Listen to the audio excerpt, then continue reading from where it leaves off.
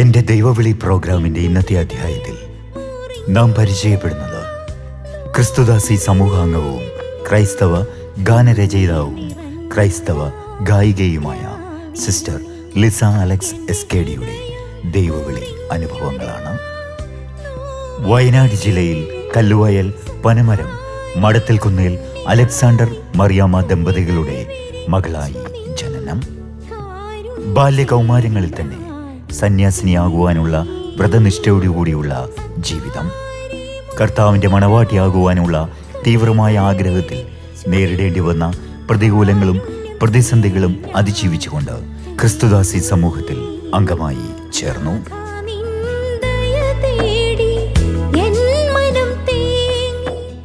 എൻ്റെ പേര് sister Lisa Alex എസ്കേഡി. ക്രിസ്തുദാസി സമൂഹത്തിലെ ഒരു സിസ്റ്ററാണ് ഞാൻ. മാനന്തവാടി രൂപതയിൽ തൂങ്കുഴി പിതാവ് സ്ഥാപിച്ച സഭയാണ് ക്രിസ്തുദാസി സമൂഹം. ഞാൻ എത്ര അഭിമാനത്തോടു കൂടിയാണെന്നോ ഇന്നിവിടെ ഇരിക്കുന്നത്. എൻ്റെ സന്തോഷം ഒരു സിസ്റ്ററാകാൻ, ഒരു സമർപ്പിതയാകാൻ സാധിച്ചു എന്നുള്ളതാണ്. ഒരു സമർപ്പിതയാകുമ്പോൾ തന്നെ ഒത്തിരി സന്തോഷത്തോടെ ഞാനൊരു ഈരടി പാടുകയാണ്. ഇത്രമേലെന്നെ നീ സ്നേഹിച്ചുവെന്നു ഞാൻ അറിയാൻ വൈകിയൻ തമ്പുരാനേ. ഇത്ര നാൾ ഞാൻ നിന്റെ കൈകളിലെന്നതും അറിയാൻ വൈകിയൻ തമ്പുരാനേ. ഇത്രമേലെന്നെ നീ സ്നേഹിച്ചുവെന്നു ഞാൻ അറിയാൻ വൈകിയൻ തമ്പുരാനേ. ഞാൻ പറയും, ഈ ലോകത്തിൽ ഇത്രമാത്രം സ്നേഹിക്കുന്ന ഒരു വ്യക്തി വേറെയില്ല എന്ന്. കാരണം അഭിമാനത്തോടെ, സന്തോഷത്തോടെ, സ്നേഹത്തോടെ ഞാൻ പറയുകയാണ്, ഒരു സിസ്റ്ററായി എന്നുള്ളതിൽ 100%, 1000% സംതൃപ്തിയോടുകൂടി ക്രിസ്തുദാസി സമൂഹത്തിൽ സ്നേഹമുള്ള തൂങ്ങുഴി പിതാവിൻ്റെയും എൻ്റെ സമൂഹത്തിലുള്ള ഓരോ സിസ്റ്റേഴ്സിൻ്റെയും സപ്പോർട്ടോടുകൂടി, സ്നേഹത്തോടുകൂടി, സന്തോഷത്തോടുകൂടി ഈ ക്രിസ്തുദാസി സമൂഹത്തിൽ കടന്നു വരുവാൻ സാധിച്ചു എന്നുള്ളതാണ് എൻ്റെ ജീവിതത്തിലെ ഏറ്റവും വലിയ ഭാഗ്യം. പ്രിയ പ്രേക്ഷകരെ, നിങ്ങൾ വിചാരിക്കും ഞാനെന്താ ഇത്രമാത്രം സന്തോഷത്തോടുകൂടി പറയുന്നത് എന്നല്ലേ? സത്യം പറഞ്ഞാൽ ഒരു സിസ്റ്റർ ആകണമെന്ന് ഞാൻ ആഗ്രഹിച്ചിട്ടേ ഇല്ലായിരുന്നു. കുഞ്ഞുനാൾ മുതൽ ഒരു 4ാം ക്ലാസ്സിൽ പഠിക്കുന്നത് വരെ എനിക്ക് ഒത്തിരി ഇഷ്ടമായിരുന്നു ഒരു സിസ്റ്റർ ആകണമെന്ന്. കാരണം എൻ്റെ വീട്ടിലെ പ്രാർത്ഥനകൾ, എൻ്റെ ചാച്ചൻ്റെ അമ്മച്ചിയുടെയും പ്രോത്സാഹനങ്ങൾ, ഇതെല്ലാം നല്ല രസമായിരുന്നു. സന്ധ്യാപ്രാർത്ഥന എന്ന് പറഞ്ഞാൽ ഒരാഘോഷമായിരുന്നു. പ്രാർത്ഥനയ്ക്ക് ശേഷം ഞങ്ങൾ ഓരോരുത്തരെയായിട്ട് എൻ്റെ അപ്പച്ചനും അമ്മച്ചിയും മുൻപോട്ട് കൊണ്ടുവരും. എൻ്റെ വീട്ടിൽ 7 മക്കളാട്ടോ, ഒരാങ്ങളെയും ഞങ്ങൾ 6 സഹോദരിമാരും. പക്ഷേ കുരിശോര പ്രാർത്ഥന കഴിയുമ്പോൾ കൊച്ചു കൊച്ചു പാട്ടുകൾ പാടിപ്പിക്കും. മോണാക്ട് കളിക്കാൻ ചാച്ചൻ പറയും, കഥാപ്രസംഗം പറയാൻ പറയും. ഞാൻ ഇപ്പോഴും ഓർക്കുക, ആരെവിടെ? ആ ഒരു ചോദ്യമൊക്കെ ചാച്ച പറയും. കഥാപ്രസംഗം പറയുമ്പോൾ ഭാവം വേണം, പാട്ട് വേണം, കഥകൾ വേണം, അഭിനയം വേണം. ഇങ്ങനെ ഓരോന്നായി പറഞ്ഞു തന്ന് വളർത്തി വലുതാക്കിയ ഒരു കാലം. ഒരു 6ാം ക്ലാസ് വരെയൊക്കെ എനിക്ക് ഒത്തിരി ഇഷ്ടമായിരുന്നു ഒരു സിസ്റ്ററാകാൻ. പക്ഷേ എന്തോ സ്കൂളിലും പള്ളികളിലും യുവജനോത്സവത്തിനും മറ്റു പള്ളികളുടെ മത്സരങ്ങളിലെല്ലാം പാട്ട്, ഡാൻസ്, മോണാക്ട്, കഥാപ്രസംഗം എന്നിങ്ങനെ എല്ലാ മത്സരത്തിനും ഞാൻ പങ്കെടുക്കുമായിരുന്നു. ചാച്ചനൊരു സ്വഭാവമുണ്ട്. എന്താണെന്നറിയണോ? ഈ മത്സരങ്ങളൊക്കെ കഴിഞ്ഞ് കഴിയുമ്പോൾ സമ്മാനം വാങ്ങാൻ പണ്ടത്തെ കാലത്ത് ഒരു പ്ലാസ്റ്റിക്കിൻ്റെ ഒരു കൊട്ടയുണ്ട്, അതൊക്കെ ആയിട്ട് വന്ന് നിൽക്കും. അന്ന് കിട്ടുന്ന സമ്മാനം ഒരു സർട്ടിഫിക്കറ്റും പിന്നെ കുറേ ഗ്ലാസ്സുകളുമാണ്. ഇതെല്ലാം നിറച്ച് വീട്ടിലേക്ക് പോകുന്ന ഒരു സന്തോഷം എനിക്ക് മാത്രമല്ല കേട്ടോ, എൻ്റെ വീട്ടിലെല്ലാവർക്കും സമ്മാനം കിട്ടുമായിരുന്നു. എൻ്റെ ചാച്ചൻ നല്ലൊരു നാടക അഭിനയിക്കുന്ന ഒരു വ്യക്തിയായിരുന്നു. എനിക്ക് എന്ത് സന്തോഷമായിരുന്നെന്നോ, എൻ്റെ അപ്പച്ചൻ ഇങ്ങനെ ഞങ്ങളുടെ എല്ലാവരുടെയും സമ്മാനങ്ങളൊക്കെ മേടിച്ചുള്ള യാത്ര. നന്നായിട്ട് നാടകം അഭിനയിക്കുമായിരുന്നു എൻ്റെ ചാച്ചൻ. അതുപോലെ എൻ്റെ മൂത്ത ചേച്ചിയും നാടകം അഭിനയിക്കും. വീട്ടിലെല്ലാവരും തന്നെ അത്യാവശ്യം പാട്ട് പാടുന്നവരാണ്. ഒത്തിരി സന്തോഷമുള്ളൊരു കുടുംബത്തിലാണ് ഞാൻ ജീവിച്ചത്. അപ്പോൾ ഞാൻ ചിന്തിച്ചു, ഈ പാട്ടും ഈ ഡാൻസും ഈ മോണോക്റ്റൊക്കെ ആയിട്ട് ജീവിച്ചു കഴിഞ്ഞാൽ അടിച്ചു പൊളിച്ചങ്ങ് മുന്നോട്ട് പോകാം. അപ്പോൾ സിസ്റ്റർ ആകുക എന്നുള്ളൊരു ചിന്തയെല്ലാം എൻ്റെ മനസ്സിൽ നിന്ന് വിട്ടുപോയി. അങ്ങനെ 10ാം ക്ലാസ് എത്തി. ഞാൻ ആദ്യം പറഞ്ഞില്ലേ ഡാൻസും പാട്ടും എല്ലാം ചേർന്നുള്ള ഒരു ജീവിതമായിരുന്നു. അപ്പോൾ വേറൊരു സ്വപ്ന ലോകത്തേക്ക് എൻ്റെ ചിന്തകളും എൻ്റെ പ്രവൃത്തികളും എല്ലാം കടന്നു പോകാൻ തുടങ്ങി. സത്യം പറഞ്ഞാൽ ആദ്യം തന്നെ SSLC പരീക്ഷയ്ക്ക് അങ്ങ് തോറ്റു കഴിഞ്ഞപ്പോൾ എൻ്റെ ചാച്ചൻ പറഞ്ഞു, മോളെ ഇനി മുന്നോട്ട് പഠനമില്ല, ഇതുകൊണ്ട് തീർന്നു. ഞാൻ ഞെട്ടിപ്പോയി. എൻ്റെ കൂട്ടുകാരികൾ സത്യം പറഞ്ഞാൽ ഗവൺമെൻറ് സ്കൂളൊക്കെ ആണല്ലോ, ഒരു 10-100 പേരൊക്കെ പരീക്ഷ എഴുതി കഴിഞ്ഞാൽ ഒരു 10-25 പേരൊക്കെ ജയിക്കും, ബാക്കിയുള്ളവരൊക്കെ തോറ്റു. എൻ്റെ ജീവിതം അതോടെ തീർന്നു എന്ന് ഞാൻ ചിന്തിച്ചു. ചാച്ചൻ പറഞ്ഞു, 2ാം വർഷം ഇനി പഠിക്കുകയൊന്നും വേണ്ട, നീ ഇനി വീട്ടിൽ പണിയൊക്കെ എടുത്ത് അവിടെ ഇരുന്നാൽ മതി എന്ന് പറഞ്ഞു. കൂട്ടുകാരികളെല്ലാം 2ാം വർഷം പരീക്ഷ എഴുതുവാനും പഠിക്കുവാനൊക്കെ ആയിട്ട് പോവുക. ഞാൻ എൻ്റെ അപ്പച്ചനും അമ്മച്ചിയും കൂടെ ചെറിയ ചെറിയ ജോലികളൊക്കെ എടുത്ത് അവളുടെ കൂടെ നടക്കുക. അപ്പോൾ ഞാൻ അമ്മയോട് പറയും, അമ്മേ എൻ്റെ കൂട്ടുകാരികളെല്ലാം പോകുന്നുണ്ട്, എന്നെയും കൂടി ഒന്ന് വിടാൻ ചാച്ചനോട് പറ.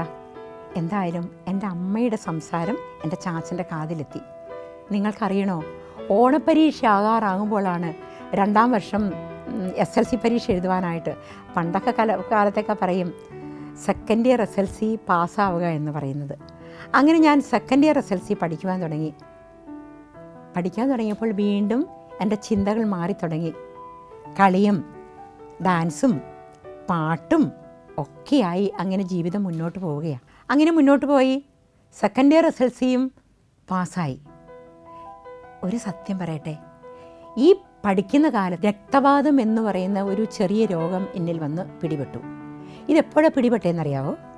എൻ്റെ ജീവിതത്തിൽ നിന്നും യേശുവിൽ നിന്നുള്ള അകൽച്ച കടന്നു വന്നപ്പോൾ, ഞാൻ സിസ്റ്റർ ആകുന്നില്ല എന്ന് തീരുമാനിച്ചപ്പോൾ എന്നിൽ രോഗം കയറി വരാൻ തുടങ്ങി.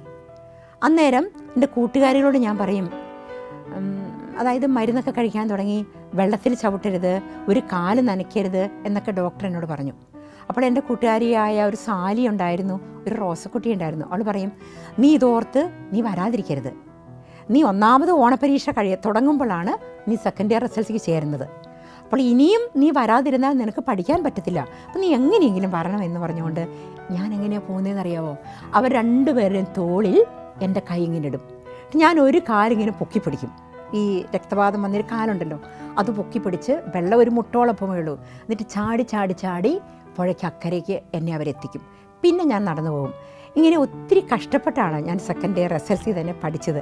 പക്ഷേ ഇതാർക്കും അറിയത്തില്ല കേട്ടോ. ഇന്നാണ് ഞാൻ ഈ കാര്യങ്ങളൊക്കെ ആദ്യമായിട്ട് വെളിപ്പെടുത്തുന്നത്. അങ്ങനെ പിന്നെ പരീക്ഷയൊക്കെ എഴുതി. ഞാൻ പഠിക്കാൻ ഒത്തിരി പുറകോട്ടായിരുന്നു.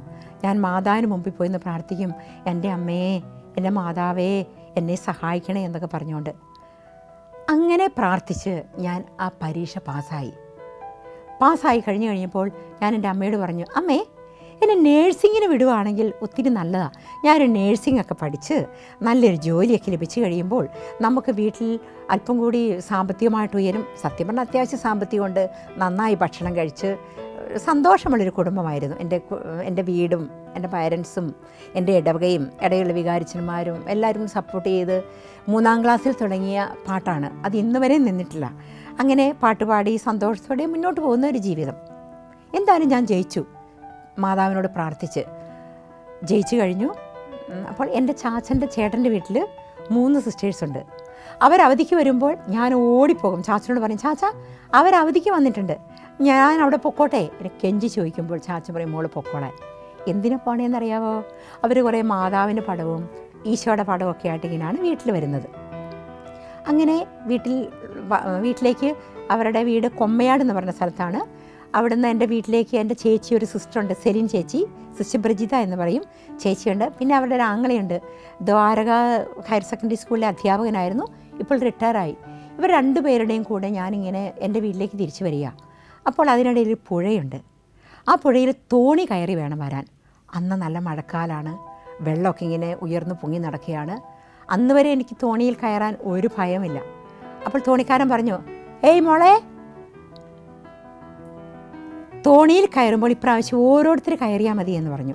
അപ്പം ഞാൻ പറഞ്ഞു, ഏയ് ചേട്ടാ, എനിക്കങ്ങനെ ഭയമൊന്നുമില്ല തോണിയിൽ കയറാൻ, ഞങ്ങൾ 2 പേര് കയറിക്കോളാം എന്ന് പറഞ്ഞു. ചേട്ടൻ പറഞ്ഞു, അത്ര പേടിയില്ലാത്തതാണ് മോള് കയറിക്കോളാൻ പറഞ്ഞു. അങ്ങനെ ഞാൻ എൻ്റെ ചേച്ചി സിസ്റ്റർ ബ്രിജിതയും ഞാനും കൂടി തോണിയിൽ കയറി യാത്രയാണ്. പ്രിയപ്പെട്ടവരെ, തോണിയിൽ കയറി അല്പം മുന്നോട്ട് പോയപ്പോൾ നിങ്ങൾക്കറിയണോ, തോണി മറിഞ്ഞു. ഞങ്ങൾ 2 പേരും വെള്ളത്തിലായി. ഞാൻ രക്ഷപണിയാണ്. എൻ്റെ മാതാവേ, എന്നെ രക്ഷിക്കണേ, ഞാനിതാ മുങ്ങാൻ പോവുകയാണ്, ഞാൻ മരിക്കാൻ പോവുകയാണ്, എന്നെ ഒന്ന് രക്ഷിക്കണേ എന്ന് പറഞ്ഞ ഞാൻ ഒറ്റ പ്രാർത്ഥനയാണ്. ആ നിമിഷം എൻ്റെ മനസ്സിലേക്ക് ഒരു വചനം കടന്നു വന്നു.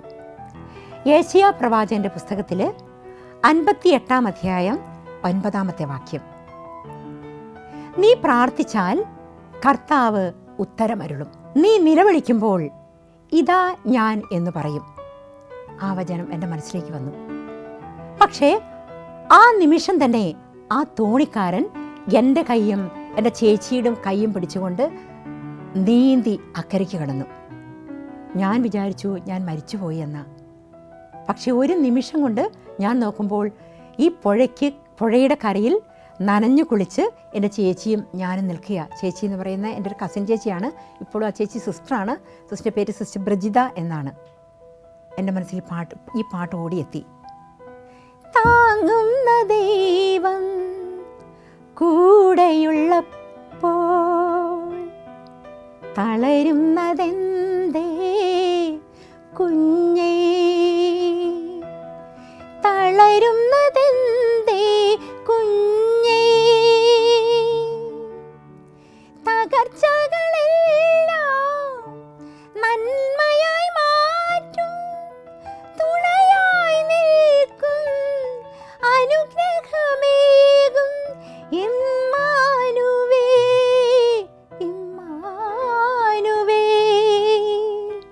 താങ്ങുന്ന ദൈവം കൂടെയുള്ളപ്പോൾ തളരുന്നതെന്തേ കുഞ്ഞേ, തളരുന്നതെന്തേ കുഞ്ഞേ.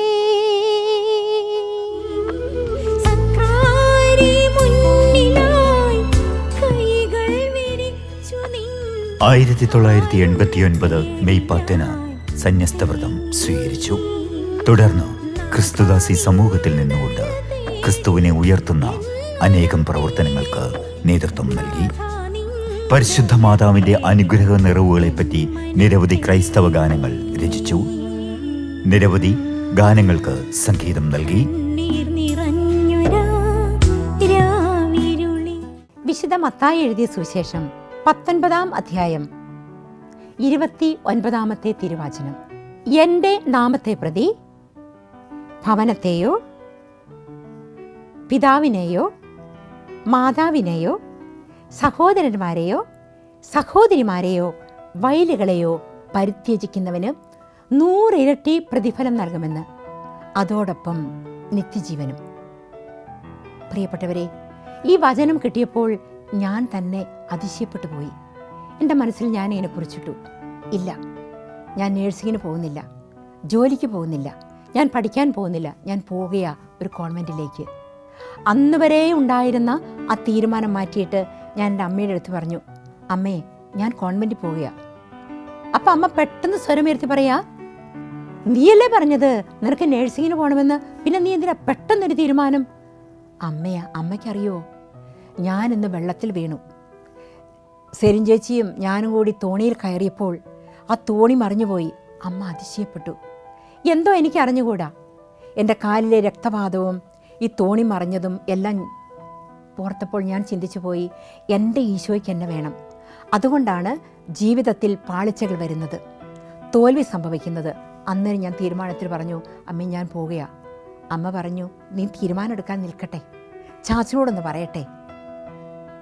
ചാച്ചൻ്റെ അടുത്ത് പറഞ്ഞപ്പോൾ ചാച്ചൻ പറഞ്ഞു, കൊച്ചേ, നിനക്ക് ഇങ്ങനെയൊക്കെ തീരുമാനം ഉണ്ടാകും, പക്ഷേ നീ ഡാൻസും കൂത്തും ഈ പാട്ടുമായിട്ട് നടന്നിട്ട് നീ ആ മടത്തിൽ പോയിട്ട് ആ മടം പൊളിക്കാനാണോ നീ പോകുന്നത് എന്ന് എന്നോട് ചോദിച്ചു. അപ്പം ഞാൻ ചിന്തിച്ചു, ശരിയാ, 56 സർട്ടിഫിക്കറ്റ് ഉണ്ട് കയ്യിൽ. സ്കൂളിലെ യുവജനോത്സവത്തിന് കിട്ടിയ സമ്മാനങ്ങൾ, മിഷലീൻ്റെ മത്സരങ്ങൾക്ക് പോയപ്പോൾ കിട്ടിയ സമ്മാനങ്ങൾ, ഇതെല്ലാം ഉണ്ട്. അപ്പം ഞാൻ പോയാൽ ശരിയാവുമോ? വേണ്ട. പക്ഷെ ഞാൻ വീണ്ടും പ്രാർത്ഥിച്ചപ്പോൾ എൻ്റെ മനസ്സിലേക്ക് വീണ്ടും ഈ വചനം വന്നു, ഇതാ ഞാൻ നിന്നെ ഉള്ളം കയ്യിൽ രേഖപ്പെടുത്തിയിരിക്കുന്നു. ഈ വചനം വന്നപ്പോൾ ഞാൻ വിചാരിച്ചു, ഞാൻ ഈശോയ്ക്ക് വേണ്ടി പോവുക തന്നെ ചെയ്യും. ഞാൻ അമ്മയോട് പറഞ്ഞു, അമ്മേ, ഞാൻ എന്തായാലും പോവുക, ഞാൻ എവിടെയാണ് പോകേണ്ടത്? അപ്പോൾ എൻ്റെ അമ്മ എന്നോട് പറഞ്ഞു, നമ്മുടെ ഇടവകയിൽ ഒരു കോൺവെൻ്റ് ഉണ്ടല്ലോ, ആ സിസ്റ്റർ ഫിലോ പുഞ്ചയിൽ എന്ത് നല്ല സിസ്റ്ററാണ്, നല്ല സന്തോഷമുള്ള സിസ്റ്റർ. നമ്മുടെ ഇടവകയിൽ അവർ നന്നായിട്ട് സേവനം ചെയ്യുന്നുണ്ട്. ഒന്നുമില്ലെങ്കിലും നല്ല ഹാപ്പിയായി എൻ്റെ കൊച്ചിന് മരണം വരെ ജീവിക്കാൻ നീ അവിടെ പൊക്കോളാൻ പറഞ്ഞു. അപ്പോൾ ഞാനും ചിന്തിച്ചു, എൻ്റെ ഇടവകയിലെ സിസ്റ്റേഴ്സ് നല്ല ഹാപ്പി ആയിട്ടുള്ള, ഒത്തിരി വളർത്തുന്ന, പ്രോത്സാഹിപ്പിക്കുന്ന സിസ്റ്റേഴ്സാണ്. കാരണം എൻ്റെ ഇടവകയിൽ ഞാൻ 3ാം ക്ലാസ് മുതൽ പാട്ട് പാടി, ഡാൻസ് കളിച്ച്, മത്സരങ്ങൾക്കെല്ലാം പങ്കെടുത്ത് മുൻപോട്ട് ജീവിക്കുമ്പോൾ ഈ സിസ്റ്റേഴ്സും എൻ്റെ വികാരിച്ചന്മാരും എല്ലാവരും എനിക്ക് സപ്പോർട്ട് ചെയ്യാറുള്ളതാണ്. അപ്പോൾ ഞാൻ തീരുമാനിച്ചു അവിടെ തന്നെ പോകാം. പ്രിയപ്പെട്ടവരെ, എന്തിനു വേണ്ടി ഞാൻ ആ കോൺവെൻറ്റിൽ ചേർന്നു. കോൺവെൻറ്റിൽ ചേർന്ന് ഒരു 2-3 മാസം സന്തോഷമായിട്ട് പോവുകയാണ്. പക്ഷേ എൻ്റെ മനസ്സിൽ എപ്പോഴും ഒരു തോന്നൽ, ഇവിടെ നിൽക്കണ്ട, വീട്ടിലേക്ക് തിരിച്ചു പോകാം, ഇത് നിനക്ക് പറ്റില്ല എന്ന്. എന്തുകൊണ്ടാണെന്ന് ഒരു പക്ഷേ നിങ്ങൾ ചിന്തിക്കും. പാട്ടും പാടി ഡാൻസും കളിച്ചിങ്ങനെ പാറി പറന്ന് നടന്ന ഞാൻ കൃത്യം 5 മണിക്ക് എഴുന്നേൽക്കണം. 5:30 കേട്ടോ ആദ്യം എഴുന്നേൽക്കേണ്ടത്. സെമിനാരി വില്ലയിലാണ് ഞാൻ കോൺവെൻറ്റിൽ പോയത്. 5:30 എഴുന്നേൽക്കണം, 6 മണിക്ക് പ്രാർത്ഥിക്കാൻ പോകണം, 8 മണിക്ക് ഭക്ഷണം. ഇങ്ങനെ ടൈം ടേബിൾ എൻ്റെ ജീവിതത്തിലേക്ക് വന്നപ്പോൾ എനിക്കത് ഉൾക്കൊള്ളാൻ പറ്റുന്നില്ല. പിന്നെ എല്ലാ കാര്യങ്ങളും എൻ്റെ സിസ്റ്റേഴ്സ് ഇങ്ങനെ തിരുത്തി തരും. ഞാൻ വിചാരിച്ചു ഇങ്ങനെ വീട്ടിലെ പോലെ അടിച്ചു പൊളിച്ച് ഇങ്ങനെ ജീവിച്ചാൽ മതിയെന്ന്. പക്ഷേ ജീവിതത്തിൽ ഒരു ടൈം ടേബിൾ വന്നപ്പോൾ എനിക്കത് അഡ്ജസ്റ്റ് ചെയ്യാൻ പറ്റുന്നില്ല. അപ്പോൾ ഞാൻ എന്നെ നോക്കുന്ന സിസ്റ്ററുണ്ട്, സിസ്റ്റർ റീതാമ സിസ്റ്ററോട് ഞാൻ ചെന്ന് പറഞ്ഞു, സിസ്റ്റേ ഞാൻ വീട്ടിൽ പോവുകയാണ്. അപ്പോൾ സിസ്റ്റർ പറഞ്ഞു, നീ എന്തിനാണ് പോകുന്നത്? ഞാൻ സിസ്റ്ററോട് പറഞ്ഞു, സിസ്റ്റർ എനിക്ക് ഇംഗ്ലീഷ് പറയാൻ കിട്ടുന്നില്ല, എനിക്ക് നന്നായിട്ട് പഠിക്കാൻ പറ്റുന്നില്ല. ഇങ്ങനെ കുറേ കാരണങ്ങളൊക്കെ ഉണ്ടാക്കി ഞാൻ എൻ്റെ സിസ്റ്ററിനോട് പറഞ്ഞു. എൻ്റെ ബാച്ചുകാരായ ക്രിസ്റ്റീന സിസ്റ്ററും സിസ്റ്റർ സെൽമയും സിസ്റ്റർ ആൻസി, ഇങ്ങനെ ബാച്ചുകാർക്ക് നല്ല സ്നേഹമാട്ടോ. അവരുണ്ട് പറഞ്ഞു, എൻ്റെ ലിസേ നീ പോകുമൊന്നും വേണ്ട, ഇതൊക്കെ ആദ്യം 1 വർഷം ഇച്ചിരി കഷ്ടപ്പാടൊക്കെ ഉണ്ടാകും, അത് കഴിയുമ്പോൾ നന്നായിട്ട് ജീവിക്കാൻ പറ്റുമെന്ന്. പക്ഷെ എനിക്കറിയില്ല, ഞാൻ ആകെ മൂഡ് ഓഫായി. എനിക്ക് പ്രാർത്ഥിക്കാൻ പറ്റുന്നില്ല. എൻ്റെ ഉള്ളിലുണ്ടായിരുന്ന സന്തോഷം എന്തോ നഷ്ടപ്പെട്ടതുപോലെയൊക്കെ ഒരു തോന്നൽ എൻ്റെ മനസ്സിലേക്ക് കടന്നു വന്നു. ഞാനിങ്ങനെ അത്യാവശ്യം സങ്കടപ്പെട്ടും എന്നാൽ സന്തോഷിച്ചും ഇങ്ങനെ ജീവിതം മുന്നോട്ട് പോവുകയാണ്. ഞാൻ സിസ്റ്ററിൻ്റെ അടുത്ത് വീണ്ടും ചെന്ന് പറഞ്ഞു, സിസ്റ്റേ ഞാൻ എന്തായാലും വീട്ടിൽ പോവുകയാണ്. അപ്പോൾ സിസ്റ്റർ പറഞ്ഞു, നിനക്ക് ഇഷ്ടമില്ലെങ്കിൽ നീ വീട്ടിൽ പൊക്കോ. സിസ്റ്റർ എൻ്റെ വീട്ടിലേക്ക് ഒരു കത്തെഴുതി, വീട്ടിൽ നിന്ന് എൻ്റെ അമ്മയും എൻ്റെ ചാച്ചനും എൻ്റെ അനുജത്തി മേഴ്സിയും കൂടെ കോൺവെൻറ്റിലേക്ക് വരിക. എന്തിനാണെന്നറിയോ? എന്നെ തിരിച്ച് വീട്ടിലേക്ക് കൊണ്ടുപോകാൻ. എനിക്ക് സന്തോഷമായി. പക്ഷേ എൻ്റെ ബാച്ചിലുള്ളവർ പറയുന്നു, നീ വീട്ടിൽ പോകണ്ട, നിനക്കിവിടെ പിടിച്ചു നിൽക്കാൻ പറ്റും. അപ്പം ഞാൻ പറയും, എനിക്ക് ഇംഗ്ലീഷ് പറയാൻ പറ്റത്തില്ല, എനിക്ക് പഠിക്കാൻ പറ്റത്തില്ല, എനിക്ക് ആകെ സങ്കടമാണ്.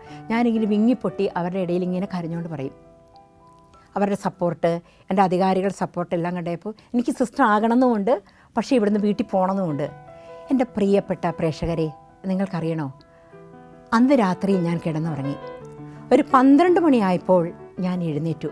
പക്ഷെ ഇതാർക്കും അറിയത്തില്ല കേട്ടോ, ഇന്നും അറിയത്തില്ല. ഇന്ന് ഞാനിത് ഈ ദൈവവിളിയായിട്ട് പങ്കുവെച്ചപ്പോൾ ഒരു സിസ്റ്ററായിട്ട് ഇത്രയും വർഷം ജീവിച്ച് മുന്നോട്ട് യാത്ര ചെയ്യുമ്പോൾ ഇത് പറഞ്ഞാൽ ശരിയാവില്ല എന്നൊക്കെ ചിന്തിച്ചപ്പോൾ ഞാൻ വിചാരിക്കുകയാണ്, ഇത് പറയാം, പ്രേക്ഷകരറിയട്ടെ.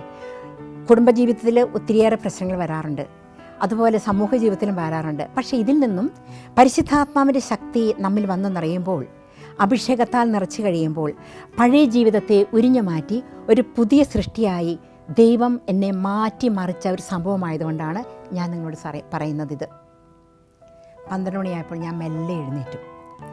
ആരും കാണാതെ വാതിൽ തുറന്നു. ഞാൻ പുറത്തേക്ക് ഇറങ്ങി. തൊട്ടടുത്ത് ചാപ്പലുണ്ട്. ആ ചാപ്പലിലേക്ക് ഞാൻ ഡോറൊക്കെ ആരും ഒച്ച കേൾക്കാതെയാണ് കേട്ടോ, കേട്ട് കഴിഞ്ഞാൽ എന്നെ പിടിക്കും. ഞാൻ മെല്ലെ ഇറങ്ങി നടന്ന് ചാപ്പൽ തുറന്നു. അപ്പോൾ എനിക്ക് കാണാം, സക്രാരിയുടെ അരികിൽ ഒരു ചെറിയ വെട്ടമുണ്ട്. അന്ന് കറണ്ടൊന്നുമില്ല ആ സെമിനാരി വില്ലയിൽ, വെറും നിലവിളക്കിൻ്റെ ഒരു ചെറിയ വെട്ടമുണ്ട്. ആ വെട്ടത്തിൽ ഞാൻ സക്രാരിയിലേക്ക് നോക്കി. ഞാൻ പറഞ്ഞു, എൻ്റെ ഈശോ, എനിക്കൊരു സിസ്റ്റർ ആകണമെന്ന് ആഗ്രഹമുണ്ട്, പക്ഷെ എനിക്കറിയില്ല. എൻ്റെ പ്രിയപ്പെട്ടവരെ, ഞാനവിടെ കരങ്ങൾ വിരിച്ച് പിടിച്ച് നിന്നിട്ട് ഞാൻ പ്രാർത്ഥിക്കുക, എനിക്കൊരു സിസ്റ്റർ ആകണം, പക്ഷെ അറിഞ്ഞുകൂടാ എന്ന് പറഞ്ഞ് ഞാനിങ്ങനെ പ്രാർത്ഥിച്ചു. ഞാനെന്തിനാ കരയുന്നത് എനിക്ക് അറിഞ്ഞുകൂടാ. പഴയ ഓർമ്മകളിൽ നിന്ന് തിരിച്ചു വന്നപ്പോൾ സങ്കടം വന്നു പോയതാണ്, ക്ഷമിക്കണം. ഞാൻ ആ കരങ്ങൾ വിരിച്ചു പിടിച്ചുകൊണ്ട് അവിടെ നിന്ന് കുറേ നേരം പ്രാർത്ഥിച്ചു.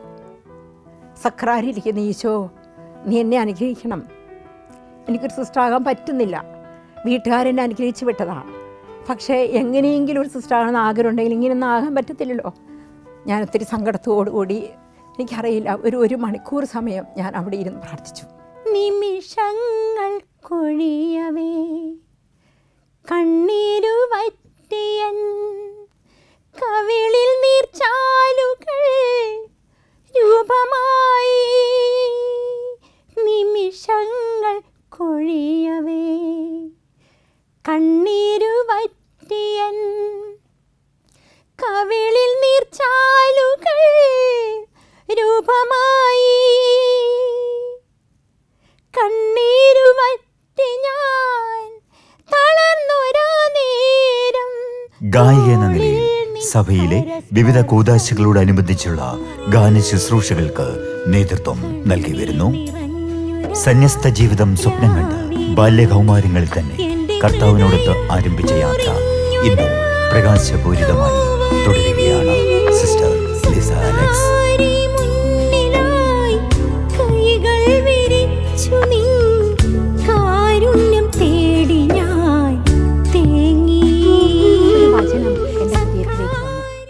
വിശുദ്ധ ലൂക്ക എഴുതിയ സുവിശേഷം 1-ാം അധ്യായം 35-ാമത്തെ വാക്യം. പരിശുദ്ധാത്മാവ് നിന്റെ മേൽ വരും, അത്യുന്നതന്റെ ശക്തി നിന്റെ മേൽ ആവസിക്കും. ഞാൻ പോലും അറിയാതെ എൻ്റെ ശിരസ് മുതൽ പാദം വരെ ആത്മാവിൻ്റെ അഭിഷേകം നിറഞ്ഞ് ഒഴുകുന്നത് പോലെ എനിക്ക് തോന്നി. ഞാനൊന്നും നോക്കിയില്ല. എൻ്റെ ഹൃദയത്തിൽ ഞാൻ തീരുമാനിച്ചു, എന്തൊക്കെ വന്നാലും ഈ സമൂഹത്തിൽ ഞാൻ നിൽക്കും. ഒന്നുമില്ലെങ്കിലും ഒരു സിസ്റ്ററായി, പഠിക്കാനുള്ള കൃപയില്ലെങ്കിലും കഴിവുകളില്ലെങ്കിലും ഒരു ബാത്റൂമെങ്കിലും കഴുകിക്കൊണ്ട് എനിക്കൊരു സിസ്റ്ററായിട്ട് ജീവിക്കണം. ഞാൻ എൻ്റെ ഹൃദയത്തിൽ സത്യമായും അന്ന് ഏറ്റു പറഞ്ഞൊരു കാര്യമാണ്. പ്രിയമുള്ളവരെ, ഞാൻ സിസ്റ്ററായി. നിങ്ങൾക്കറിയണോ, അന്നുണ്ടായിരുന്ന ആ സഹനത്തിനപ്പുറം സന്തോഷത്തിൻ്റെ, സ്നേഹത്തിൻ്റെ ഒരു വലിയ വ്യക്തിത്വം എൻ്റെ ദൈവം എൻ്റെ ജീവിതത്തിൽ രൂപപ്പെടുത്തി. 1989 മെയ് 10-ാം തീയതി ഞാനൊരു സിസ്റ്ററായി. അന്നു മുതൽ ഇന്ന് വരെ വചനം പാടുവാൻ, വചനം പറയുവാൻ എനിക്ക് യാതൊരു അറിവില്ല. അധികമൊന്നും ഞാൻ പഠിച്ചിട്ടില്ല. പക്ഷേ എൻ്റെ ദൈവം സമൂഹത്തിൽ നിന്നും എന്നെ മാറ്റി നിർത്തിയ ഒരു അനുഭവം എൻ്റെ ജീവിതത്തിലുണ്ട്. വൈദികരുടെ പട്ടങ്ങൾക്ക് പാടുവാൻ, വൈദികർ മരിച്ചു കഴിയുമ്പോൾ ആ മരിച്ചടക്കിന് പാടുവാൻ, 1-2 പിതാക്കന്മാരുടെയൊക്കെ പാടാൻ എനിക്ക് സാധിച്ചിട്ടുണ്ട്. മെത്രാഭിഷേകത്തിന് പാടുവാൻ സാധിച്ചിട്ടുണ്ട്. പള്ളിവെഞ്ചരിപ്പുകൾക്ക് പാടുവാൻ എനിക്ക് സാധിച്ചിട്ടുണ്ട്. വിവാഹകർമ്മങ്ങൾക്ക്, മറ്റു കൂദാശകൾക്കെല്ലാം പാടുവാൻ എൻ്റെ സമൂഹത്തിൻ്റെ 100% സപ്പോർട്ടോടുകൂടി ഞാൻ മഠത്തിൽ ചേർന്ന അന്ന് മുതൽ ഇന്ന് വരെയുള്ള മുഴുവൻ സിസ്റ്റേഴ്സിൻ്റെയും, പ്രത്യേകിച്ച് എൻ്റെ ജനറാളമ്മമാർ, കൗൺസിലേഴ്സ്, എല്ലാറ്റിലും ഉപരിയായി ഞങ്ങളുടെ സഭ സ്ഥാപിച്ച തൂങ്ങുഴി പിതാവ്, ആ പിതാവും എൻ്റെ സിസ്റ്റേഴ്സും എന്നെ ഒത്തിരി കരുതലോടെ വളർത്തി ഇത്രമാത്രം വളർത്തുന്ന വ്യക്തിത്വങ്ങൾ എൻ്റെ സമൂഹത്തിൽ ഉണ്ട് എന്നതിൽ ഞാൻ അഭിമാനിക്കുകയാണ്. ആ ഒരു കാരണം കൊണ്ട് മാത്രമാണ് ഇന്ന് ഞാൻ ഈ ഇരിപ്പിടത്തിലിരിക്കുന്നത്. ദൈവത്തിൻ്റെ കൃപ മാത്രമാണ്, അല്ലാതെ എനിക്കൊന്നുമില്ല. ദൈവം നമ്മളെ ചേർത്ത് നിർത്തി, ഭയപ്പെടേണ്ട, ഞാൻ നിൻ്റെ കൂടെയുണ്ട്. ആ ഒരു വചനം എന്നും എന്നെ സ്പർശിക്കാറുണ്ട്. എന്നോട് പറയാറുണ്ട്, നീ പോകുന്നിടത്തെല്ലാം ഞാൻ നിൻ്റെ കൂടെ ഉണ്ടാകുമെന്ന്. ഒരു സന്യാസിനിയായി ഇന്ന് ഞാൻ ജീവിച്ച് ഇരിക്കുന്നുണ്ടെങ്കിൽ ഭയപ്പെടേണ്ട, ഞാൻ നിൻ്റെ കൂടെയുണ്ട് എന്നുള്ള ആ വചനം എൻ്റെ ഹൃദയത്തിൽ എത്തോളം മുഴങ്ങാറുണ്ട്. എൻ്റെ ചാച്ചനും എൻ്റെ അമ്മയും ഒക്കെ എന്നോട് പറയും, മകളെ നീ നല്ലൊരു വ്യക്തിയായി ജീവിക്കണം. ഞാനിപ്പോൾ ഓർക്കുക, ഞാൻ നിത്യവ്രതത്തിന് ഒരുങ്ങുന്ന ആ സമയത്ത് എൻ്റെ അപ്പച്ചൻ എനിക്കൊരു ലെറ്റർ എഴുതി. ആ ലെറ്റർ ഞാൻ ഇന്ന് സൂക്ഷിച്ച് വെച്ചിട്ടുണ്ട്.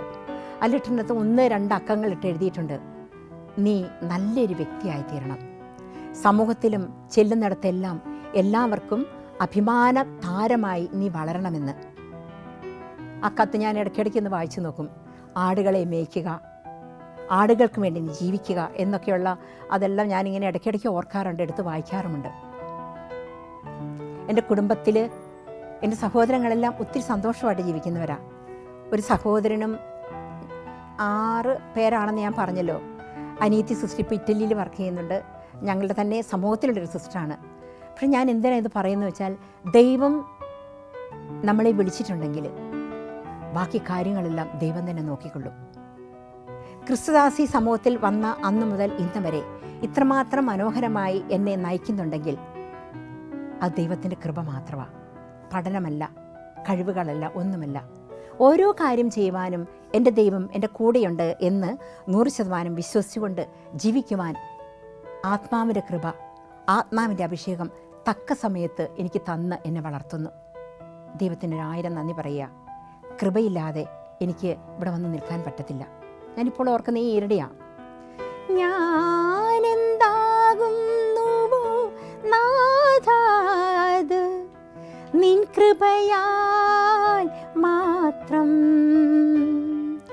വാഴ്ത്തിയിടുമെൻ ചിത്തം നിൻ കൃപ എന്നുമേ, ആനന്ദവായ്പിനാൽ ശക്തനാം ദൈവമേ. ഞാനെന്താകുന്നുവോ നാഥാത് നിൻ കൃപയാൽ മാത്രം. ഒത്തിരി സന്തോഷത്തോടുകൂടി പരിശുദ്ധ അമ്മയെക്കുറിച്ച് ഉള്ള പാട്ടുകൾ എഴുതുവാൻ എനിക്ക് സാധിച്ചു. തന്നെ എഴുതി, തന്നെ മ്യൂസിക് ചെയ്ത്, തന്നെ പാടിയ കുറച്ച് പാട്ടുകളുണ്ട്. ക്രിസ്മസിൻ്റെ ഒരു പാട്ടുണ്ട്, മാതാവിനെ കുറിച്ചുള്ള പാട്ടുണ്ട്. പ്രത്യേകിച്ച് ഈ കഴിഞ്ഞ വർഷം ഞാൻ ബാംഗ്ലൂരായിരുന്നപ്പോൾ ബാംഗ്ലൂർ ഇടവകയിലെ എല്ലാവരെയും ചേർത്ത് ഒരു പാട്ട് എഴുതിയിട്ടുണ്ട്, സ്തുതികളിൽ വാഴും കർത്താവേ എന്നുള്ള പാട്ടുകളൊക്കെ. ഇനി പാട്ടുകൾ എഴുതുവാനും അതിന് മ്യൂസിക് ചെയ്യുവാനും പാടുവാനും എല്ലാം എനിക്ക് സാധിച്ചിട്ടുണ്ട്. അതൊക്കെ ദൈവം തന്ന ഒരു കൃപയാണ്. പാട്ടൊന്നും ഞാൻ പഠിച്ചിട്ടില്ല, പക്ഷേ അതൊരു കൃപയായി എൻ്റെ ജീവിതത്തിൽ എൻ്റെ ദൈവം എനിക്ക് തന്നതിന് ദൈവത്തിന് നന്ദി പറയുന്നതോടൊപ്പം പരിശുദ്ധ അമ്മയെ ഞാൻ വിളിച്ചാൽ മതി, അമ്മയെ എൻ്റെ ജീവിതത്തിലേക്ക് ഒന്ന് വരണമേ എന്ന് പറഞ്ഞ് ഞാൻ എത്രയും ദയുള്ള മാതാവ് ചെല്ലും, എത്രയും ദയുള്ള മാതാവേ എന്നുള്ള പ്രാർത്ഥന ചൊല്ലിക്കഴിഞ്ഞാൽ എനിക്കെല്ലാം കഴിയും. ഒരു 10-15 മിനിറ്റ് കൊണ്ട് എഴുതി കഴിയും, മ്യൂസിക് ചെയ്ത് കഴിയും. പിന്നെ മറ്റുള്ളവരുടെ സഹായിക്കാൻ അതെല്ലാം എനിക്ക് ചെയ്യാൻ സാധിച്ചു. എൻ്റെ കഴിവല്ല കേട്ടോ, ഇതെല്ലാം